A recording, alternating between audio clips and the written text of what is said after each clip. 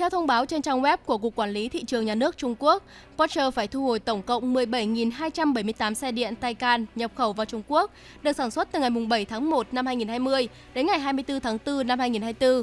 Nguyên nhân được xác định những xe này có thể bị rò rỉ dầu phanh trục trước, làm giảm hiệu quả phanh và tăng quãng đường phanh, nguy cơ mất an toàn. Theo thông báo, đợt thu hồi sẽ bắt đầu vào ngày 31 tháng 8 tới. Nhưng thông báo không nói rõ lỗi do Porsche tự phát hiện hay lệnh triệu hồi bắt buộc bởi nhà chức trách Trung Quốc. Về hướng giải quyết, Porsche sẽ ủy quyền cho các đại lý thay thế miễn phí các ống dẫn dầu phanh trục trước cho những xe bị thu hồi để xử lý nguy cơ mất an toàn. Trước đó, vào tháng 10 năm 2023, Porsche đã thu hồi 2.570 xe điện Taycan tại Trung Quốc do nguy cơ pin bị mất kiểm soát nhiệt.